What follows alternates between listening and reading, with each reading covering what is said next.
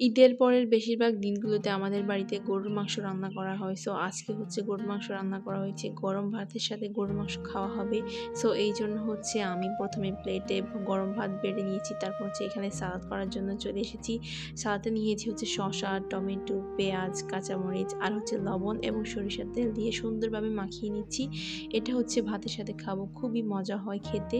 তারপর হচ্ছে গিয়ে আমি মাংসটাকে চুলার উপর দিয়ে একটু গরম করে নিয়েছি। দেখো মাংসটা কতটা সুন্দর এবং খেতে দেখতে লোভনীয় লাগছে।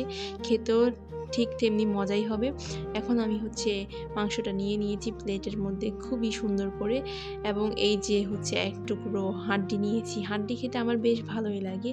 সো যেহেতু কোরবানির মাংস একটু বেশি পরিমাণে নিয়ে নিয়েছি এবং নিয়ে নিয়েছি একটু বেশি পরিমাণে সালাদ সাথে অ্যাড করে খেতে খুবই মজা হবে। এখন হচ্ছে গিয়ে এই যে আমার প্লেটারটা তৈরি। প্লেটারটা দেখতে খুবই লোভনীয় লাগছে এবং গরুর মাংসের কালারটা জাস্ট ওয়াও! এখন হচ্ছে গিয়ে আমি খাবো। খুবই মজা হবে খেতে। এখন হচ্ছে গিয়ে বসে পড়লাম খাওয়ার জন্য। প্রথমে হচ্ছে মাংসের ঝোলটা ভাতের সাথে মাখিয়ে নিচ্ছি। খুবই মজা হবে খেতে। এখন হচ্ছে গিয়ে মাংসটা চিড়ে খাচ্ছি। মাংসটা খুবই মজা হয়েছে এবং এতটাই নরম হয়েছে যে ধরার সাথে সাথে এটা ছিঁড়ে যাচ্ছে এবং একটু করে আমি স্যালাড অ্যাড করে খাচ্ছি। খুবই মজা হয়েছে। স্যালাডটা যেরকম মজা হয়েছে ঠিক তেমন মাংস একটার সাথে খুবই মজা লাগছে খেতে। এখন আমি হচ্ছে মেখে মেখে খাচ্ছি এবং বেশ খানিকটা গরুর মাংস নিয়ে নিয়েছি।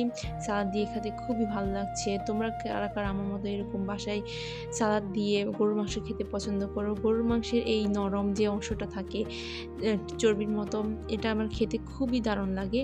এরপর হচ্ছে গিয়ে লাস্ট পর্যায়ে আমি হাড্ডিকে খেতে বসেছি। হাড্ডিটা খেতে খুবই ভালো লাগছে এবং হাড্ডির যে মাংসটা আছে এটা আমি দাঁত দিয়ে কামড়ে খাচ্ছি। খুবই মজা হচ্ছে খেতে এবং এই যে ঝোল মাখানো ভাত খেতে তো দারুণ লাগছে। তারপরে খাওয়া শেষে চলে আসলাম ফ্রিজ থেকে মোজো নিয়ে আসছি। এখন এই মোজোটা খাবো। একটা গ্লাসের মধ্যে ঢেলে নিয়েছি।